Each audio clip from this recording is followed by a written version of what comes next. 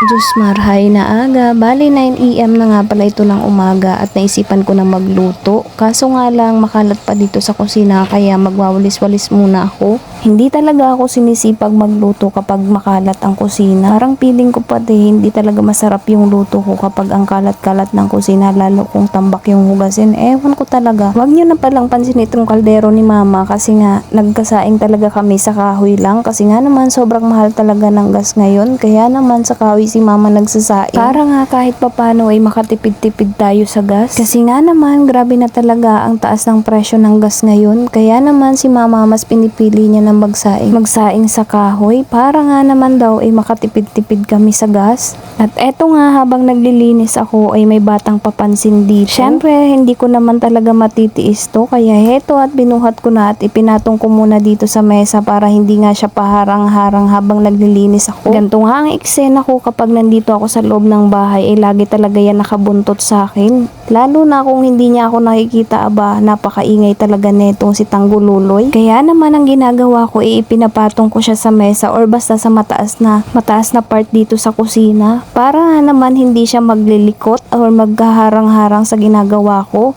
Okay nga lang talaga sa kanya na nakapatong siya basta't nakikita niya ako. Wag lang talaga yung hindi niya na ako nakikita kasi mag-iingay talaga yan. Diba? Tingnan nyo naman at napaka-behave talaga. Okay lang talaga sa kanya yung ganyan nakapatong basta't nakikita niya yung pagkatao ko. Aba, akala mo naman talaga galing sa matris ko itong si Tanggululoy. Pero siguro dahil sa ako ang nagpe-prepare lagi ng pagkain niya. Kaya naman mas maano talaga siya na nakabuntot sa akin. Ayaw na ayaw niya talaga na nawawala ako sa paningin na itong asong ito, ewan ko na lang talaga. Kaya naman iniisip ko talaga paano ako makakagala ng matagal kung lagi siyang nayayamot kapag hindi ako nakikita. Pag umaga nga na lalabas ako at magpapakain ng baboy, syempre nagigising na din naman siya. Sobrang ingay nga nito, tahol ng tahol sa umaga kasi nga gusto niya talaga sumunod. Kaso nga hindi ko talaga masyadong pinapayagan doon sa likod gawa ng madaming tae ng pato. Kaya naman kung isama ko talaga siya doon sa likod, lagi talaga akong nakasunod sa kanya or nakaalalay kasi nga naman kung saan-saan talaga siya umaapak or sumusuot. Ang hirap pa naman linisin ang balahibo nito kasi nga ang kapal-kapal. Sumaiba nga tayo mga mari, kayo ba? Anong ulam nyo ngayong tanghali? Pagpasensyahan nyo na nga pala ang kalat ng kusina namin kasi nga hindi pa talaga tapos tong kusina namin. Wala pa talaga tong mga cabinet. Kaya naman ganito muna ang itsura niya nga sa ngayon kasi wala pa tayong budget. May ibang bagay nga kung dapat unahin kaysa dito kaya hayaan na muna na ganito. Magtiis na lang muna sa ngayon na ganito ito kasi balang araw ay maaayos din naman. Malapit na nga pala akong matapos dito magwalis. Ayan nga at dadaspanin ko na yung winalis ko. Grabe nga talaga dito ang alikabok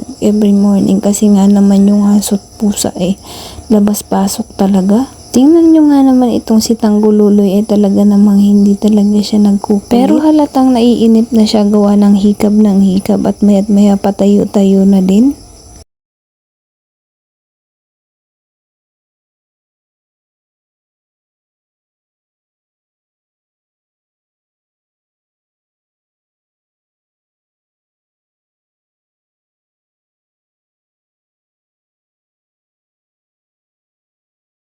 At dahil na nga tapos na ako maglinis dito sa kusina, doon naman ako sa kabila.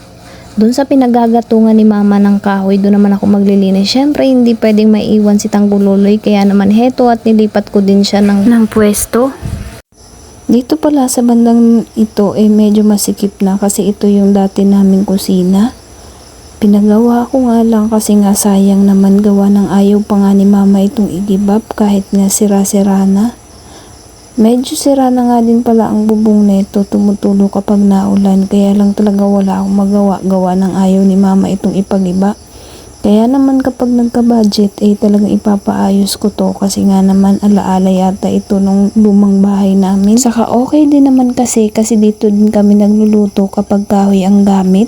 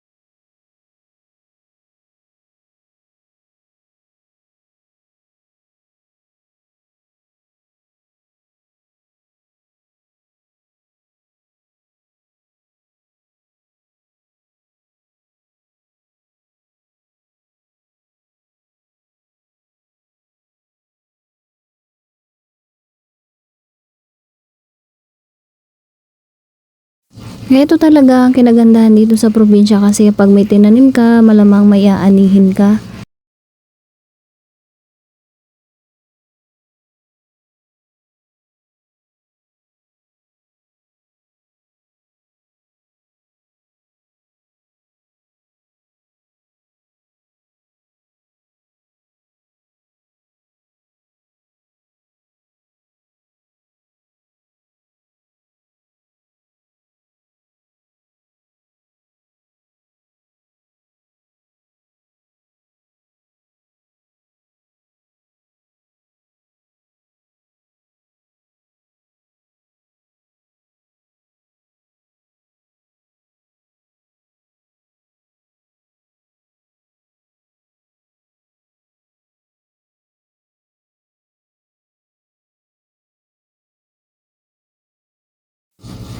Eto pala yung niluto ko ngayong tanghali, yung kamansi. Hindi ko alam kung anong tawag sa inyo. Dito pala nagluluto si mama ng kanin sa kahoy. Ayan, sobrang tagal na netong kusina na ito namin kasi ito pa yung dating kusina namin nung ang bahay namin kahoy pa. Kaya naman si mama talaga ayaw na ayaw niya pa talaga tong i-give up kasi nga alaala na nga daw ito ng bahay namin. Pati yung poste na yan talaga yung unang-una pa na poste ng bahay namin. Pati yung pintuan na yan. Kaya sobrang tagal na talaga nitong kusina na to. Ito na lang talaga yung natira dun sa bahay namin dati. Maliit pa ako. Kaya kahit giba-giba na ayaw talaga ni mama ipagiba. Sabi nga niya gawin pa rin daw kahit na maliit lang kasi nga gusto niya talaga may kahoy na gatungan kasi okay na nga din daw kapag once na walang gas dito. Kasi nga naman malapit lang naman talaga dito yung mga kuhanan ng panggatong kaya hindi talaga siya